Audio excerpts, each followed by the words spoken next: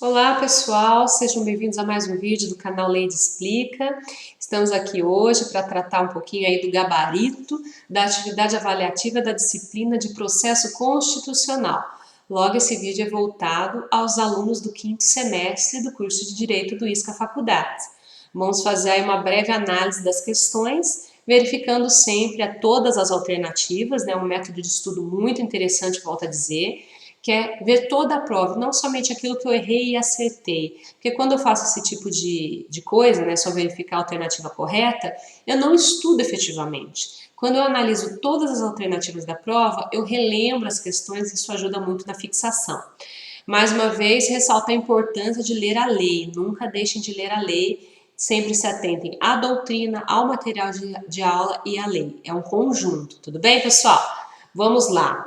A primeira questão falava do artigo 5º, inciso 68 da Constituição Federal, que dispõe: conceder-se habeas corpus sempre que alguém sofrer ou se achar ameaçado de sofrer violência ou coação em sua liberdade de locomoção por ilegalidade ou abuso de poder. Então aqui temos aí o requisito, né, a definição, melhor dizendo, legal do habeas corpus, que é um direito fundamental. Assinale a alternativa incorreta. Ressalto para vocês, sempre destaquem, né, anotem, marquem aí se a alternativa pede a correta, né, a questão pede a alternativa correta ou incorreta. Isso é muito importante e objeto de muita confusão no momento da prova. Então sempre destaquem para não perder de vista o que a questão almeja. Vamos lá, a primeira alternativa estava correta, que é o habeas corpus poderá ser utilizado para questionar pena pecuniária, né? Então aqui dizia que deveria ser assinalado a incorreta e aqui no caso deveria ter sido assinalada a primeira alternativa.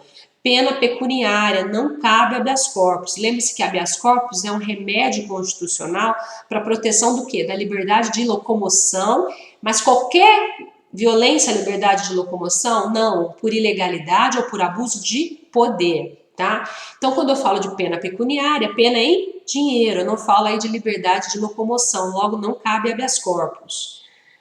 Segunda alternativa, o habeas corpus pode ser repressivo ou preventivo, perfeito, vimos que o habeas corpus ele pode ser para reprimir uma ameaça de lesão ou violência à minha liberdade de locomoção, quanto para também uma efetiva coação da minha liberdade de locomoção. Então ele pode ser prévio ou pode ser repressivo, né? O habeas corpus pode ser impetrado por qualquer pessoa, também a legitimidade aí do habeas corpus ela é ampla, e no habeas corpus preventivo será concedido salvo-conduto, perfeito. O habeas corpus prévio é concedido um salvo-conduto, ainda não houve uma efetiva coação à minha liberdade de locomoção, uma efetiva violência, tá? É algo para prevenir, por isso que se chama preventivo. Quando eu falo do preventivo, é um salvo-conduto. Quando eu falo do repressivo, né, então aí eu falo de um alvará de soltura, porque já houve aí uma restrição à minha liberdade de locomoção. Próxima alternativa, assinale a correta. São gratuitas as ações de habeas corpus e habeas data, na forma da lei, os atos necessários ao exercício da cidadania, sim, está no artigo 5º da nossa Constituição Federal, são ações gratuitas, então pode o advogado chegar e falar, olha, me paga que eu entro com habeas corpus? Não, o habeas corpus ele é uma ação gratuita, logo qualquer um do povo pode impetrar um habeas corpus. Vimos que o habeas corpus ele pode ser impetrado sem nem formalidades, né? No papel de pão, no papel higiênico, várias formas inusitadas aí para impetrar um habeas corpus, justamente porque ele visa proteger um direito fundamental, né? Um direito primordial do homem, que é o direito de se locomover, de ir e vir. Da mesma forma, o habeas data também é gratuito. Quando eu falo que é gratuito, eu digo que não tem custas processuais, né? Quando eu falo em ações gratuitas, são ações isentas de custas. Eu não preciso comprovar a gratuidade de justiça, né? Os requisitos para o benefício da gratuidade de justiça, porque ele já é gratuito por força da própria Constituição Federal, tá? Caberá habeas corpus quando já é extinta a pena privativa de liberdade. Essa alternativa está incorreta. Temos súmula, né, do STF dizendo que quando já é extinta a pena privativa de liberdade não cabe mais habeas corpus. Habeas corpus pode ser impetrado em favor de pessoa jurídica? Incorreto. Pessoa jurídica não sofre restrição na sua liberdade de locomoção. A pessoa jurídica ela não se move, logo não cabe habeas corpus em favor dela. Importante mencionar que o habeas corpus, em regra, ele tem 3 figuras. Ele tem a figura do impetrante, do paciente e do impetrado.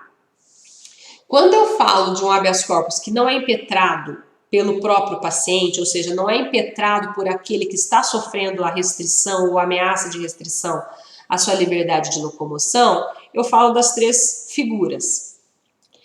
Nesse caso, a pessoa jurídica ela poderia até impetrar em favor de outra pessoa, mas ela não pode ser o paciente, né? O paciente tem que ser uma pessoa física.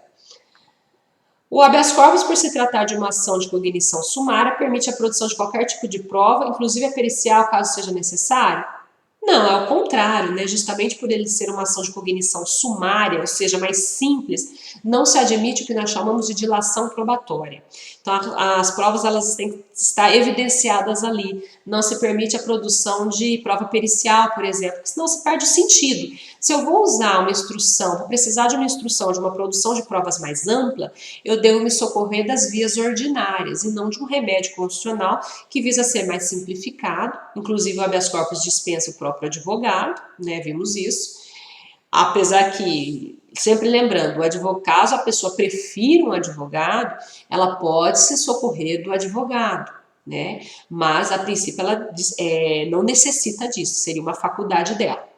Então, já que é uma ação tão simplificada, não tem instrução probatória, dilação probatória. Se eu preferir ou precisar disso, eu tenho que me socorrer de outras vias.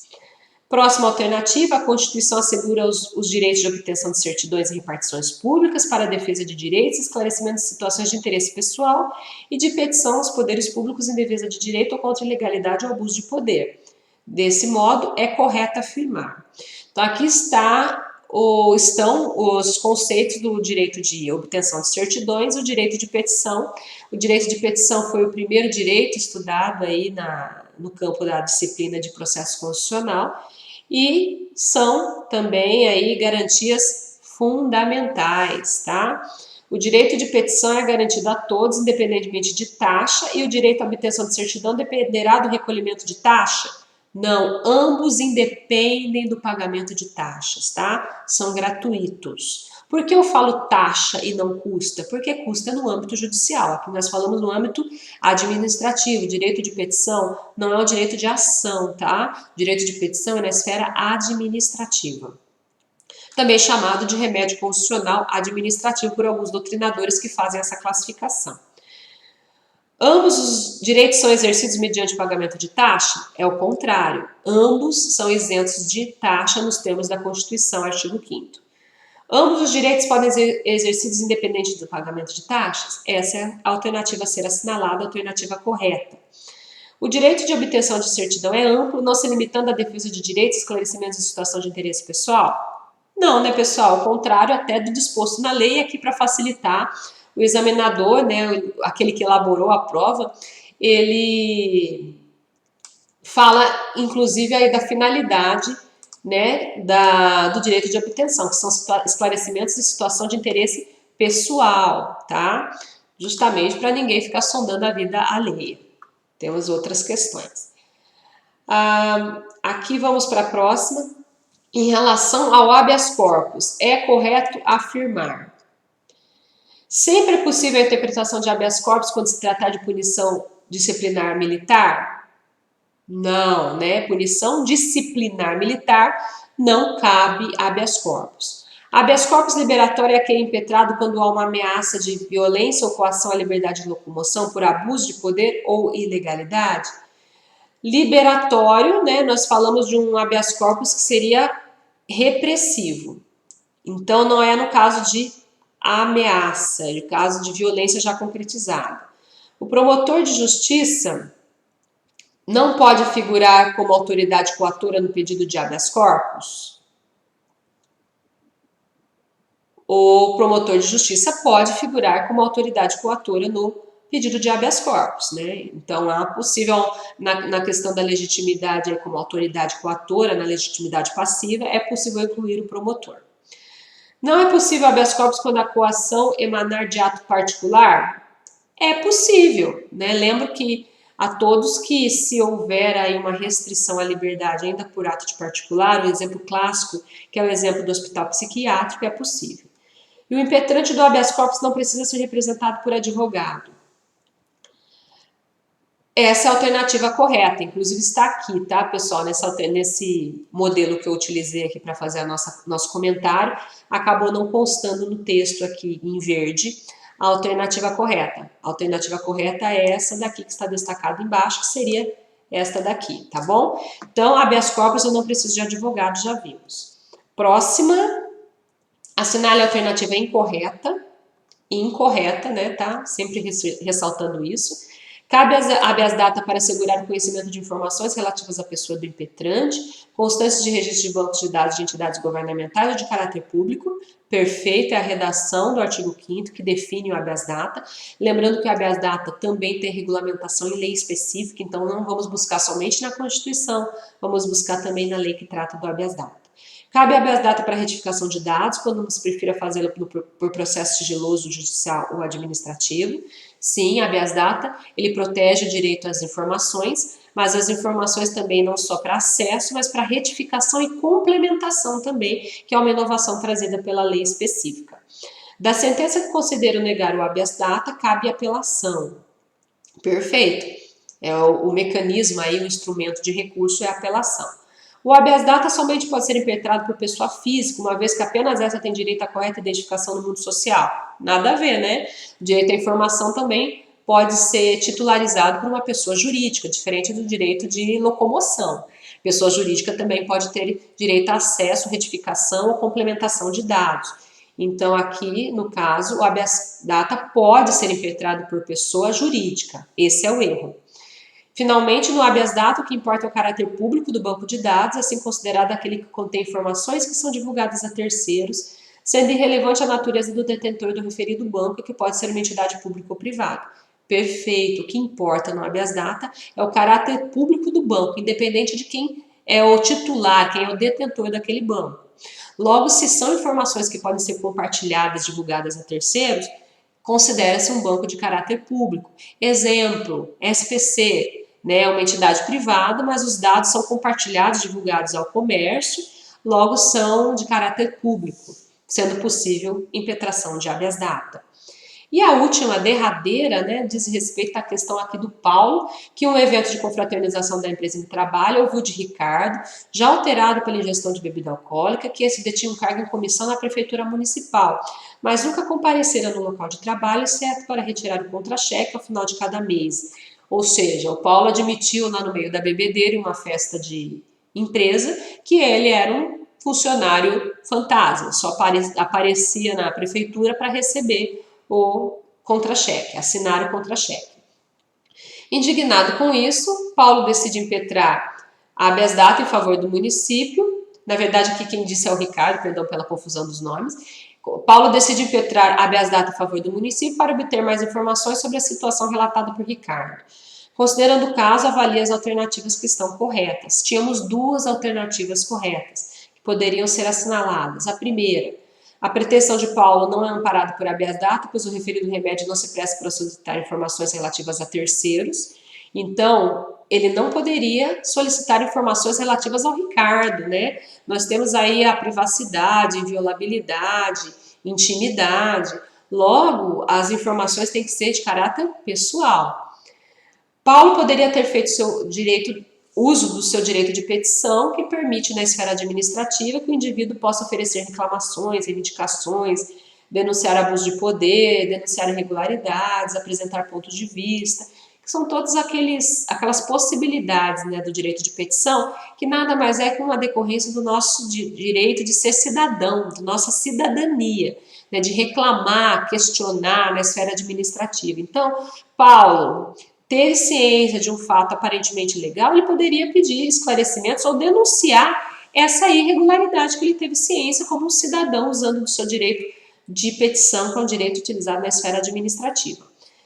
E estão incorretas e, portanto, não deveriam ser assinaladas. No habeas corpus, a prova do anterior indeferimento do pedido de informação de dados pessoais ou da omissão de atendê-los, ou seja, a prova da negativa da esfera administrativa, não se constitui requisito indispensável para se concretize o interesse do agir do habeas data. Está até confuso, né?